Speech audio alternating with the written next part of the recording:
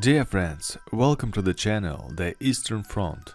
Today I will show you the second episode film from the series Soldier's Memoir, which is based on the conversations of the writer Konstantin Simonov with the Knights of the Order of Glory of the 3 Degrees. The hero of this film was a participant in the Great Patriotic War. The commander of the gun, Mikhail Petrovich Badygin, a tank destroyer, describes how to survive on the battlefield and how real battle is going on. About German offensive tactics and how organized anti-tank gun crews in reality. A tank is a steel monster. It's so calculated by engineers. If the tank knows where the anti-tank gun is, and the calculation of the anti-tank gun knows where the tank is, then of course the tank is more reliable. And if the tank doesn't know where the gun is, the main thing is to choose the right position on the ground, the firing position. It's necessary to predict by the terrain in which direction the drivers or commander will drive the car. It can still be predicted. For example, if there is a hill ahead, the tank will never crawl on it. The tank will go around it, because the tank crew also doesn't want to be knocked out on this hill. Here, it's necessary to choose a position so that when the tank goes around, his side armor appears. Then you can safely let it get to 400 meters, because the board will break through with one shell at once. There are no options here. If you choose the wrong position and the tank will go head-on, then you will not do anything to him from a 45mm cannon. That's why they were replaced. They couldn't penetrate the tank. The shells flew off like a piece, and that's it. The 57mm cannon penetrated the armor and frontal. For example, at 700-600 meters, they punched through any tank. A very good subcaliber projectile. They appeared with us in 1943 for the first time. In our business, of course, it's necessary to have self-control, not to hurry up with the first shot. Only later we learn from our experience that if you hurry, you will die. And when we let enemy tanks get close, we won. But it's not so easy to let these monsters get close. For those who don't know, it seems simple, but who has seen live how they grow like animals? Last year we felt ourselves as a hunter somehow. Although of course it requires tension.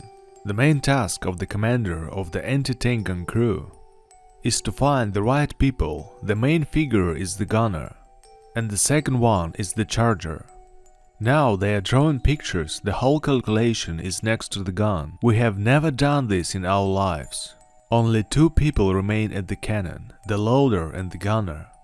Everyone else is sitting in the side trenches with weapons.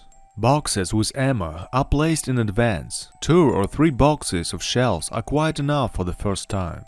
If one box of ammunition runs out, the loader will immediately pop out, and after a while the 3rd box will lie down.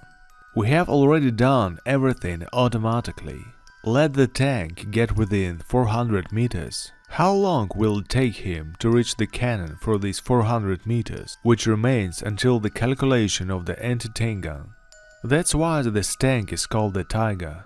He's sneaking up. He first comes out, sees that he is not being fired from the distant positions. From short stops, he conducts artillery fire on the detected targets. And this moment is important here. You know it comes with the time. If you let the tank get close, it can develop the speed. If the tanker discovers that the projectile cannot destroy your gun, especially if the calculation is well entrenched and only the shield and trunk are visible, which is practically lying on the ground, he can also make such a decision, develop a speed of up to 40 kilometers. This affects psychologically on a person, on a gunner, on a calculation. And it can crush our gun under the wheel. After all, even if you break through the armor, the tank will not always stop. We had such a case on 8 August 1944 at the Vitebsk bridgehead. We hit the tank, but still he crushed our gun. He reached at high speed and immediately ran into a cannon. If there is an opportunity, it's absolutely necessary to burn the tank. Because if the caterpillar is hit, this tank can still cause a lot of grief. And how did you fight with the German self-propelled guns with Ferdinands? What is the special difficulty of this work for an artilleryman? Ferdinand, he crawls slowly, he doesn't develop a speed of more than 10 kilometers. He usually stands behind the tank, somewhere there, 200 meters, and the tank moves forward. And even if we let him get to 400-500 meters, we open fire and the Ferdinand immediately suppressed our firing points. If the tank can see there are people there too, and their intention, then Ferdinand is not in a danger. His task is to suppress the anti-tank guns. And then Mikhail Petrovich and I continued our conversation in a museum where the fascist tanks are collected, shut down, captured during all the periods of the Great Patriotic War. Of course, we only looked at samples here in the museum, because during all the years of the war, many thousands of fascist tanks were captured, shut down and burned. But this man who walked and looked at this dead iron now, it was he himself who burned 7 such machines from his gun during the war. 7. Is it a lot or a little? If you listen to some, they destroyed more in one fight. But Badygin is precise and scrupulous person. 7, which means 7. So, how after all, are 7 such steel monsters for the war, a lot or a little? A lot, a lot.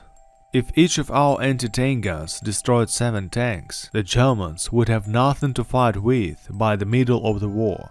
That's what 7 German tanks are, which Mikhail Badygin burned out of the war with his artillery calculation. What kind of family was it, the calculation of your cannon? The full anti-tank gun crew consists of 7 people, the gun commander, the gunner, the loader, the carrier, and 2 officers, and the driver. Well, let's say the fate of the calculation, the fate of everything, depends of course on the commander. How he will be able to create a climate, confidence, so that the fighters believe. Let's say you believe your commander, this is already half a success. I didn't like to be bossy, but somehow I just gave instructions on what to do. At the same time, for some reason, everyone did everything that I will say exactly and amicably. But the calculation changed. War is war, and of course every month someone dropped out, new people came. And when the replenishment came, immediately the new person already knew who the commander was, what he was like. The soldiers' radio quickly spread the information about who was who. Of course, everyone wanted to get to such a good commander, otherwise, if you get to a fool, then he himself will die and will ruin people. Luckily for me, I've always had good guys. I didn't have any bad ones. Maybe I knew how to put them all right in their places. It was a friendly team. Maybe it helped us to fulfill the tasks that were set before us. So you fought together and wrote the letters together, if there were any, right? Yes, I didn't receive a letter until 1944. Frequent injuries, 3 in a row, and from hospital to hospital. They wrote letters to me, but I was already in another place. Then I received the letter somehow. At first I read it myself. As soon as I read the letter, let's say it out loud, and as a rule we received good letters. All through we had rumors that it was hard, that malnutrition and hard work. The letters came warm, everything is fine with us, don't worry, beat the fascists. It's necessary to understand this. Writing at the front is a very powerful weapon. And the fighter flourished, it was easier for him to fight.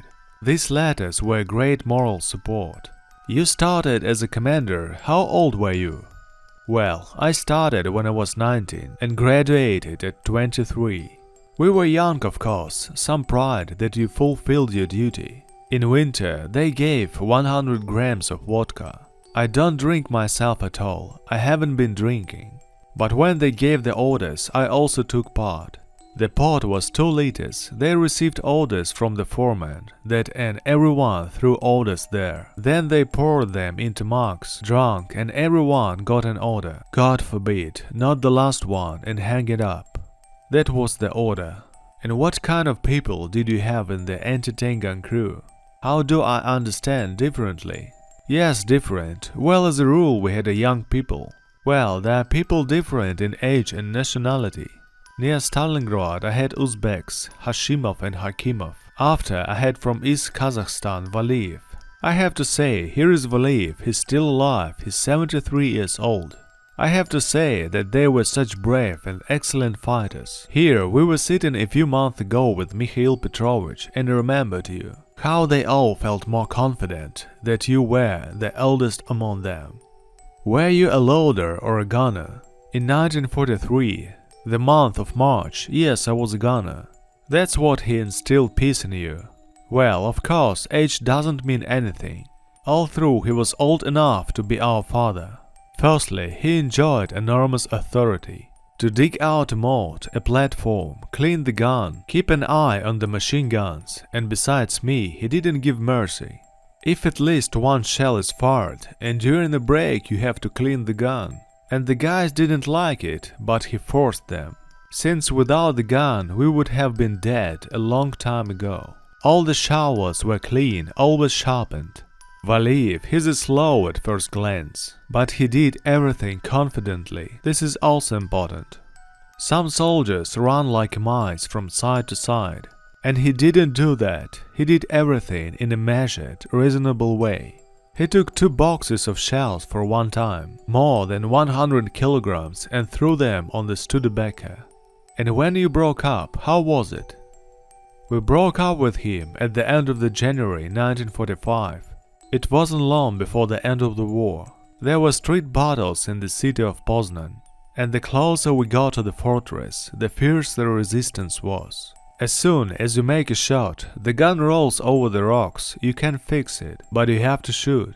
Shoot again, starts to go back and roll it again. You usually walk along the wall. If there is a danger, you will jump into the window somewhere right away. And we were crossing the street and only heard the sounds. Valiyev was wounded. We picked him up, we need to pull him out. They pulled him out, his finger was hanging out. And he says, cut it off. So we cut it off and then bandaged it. I thought one leg was hit by shrapnel, but then I had no time to figure it out. But it turns out that both legs were damaged. Dear friends, that's all for today. It was Tim and the Eastern Front channel. And as usually, I'm asking you to support this video with a like and any comment, because it really helps to promote the video and the channel. Thank you so much and see you.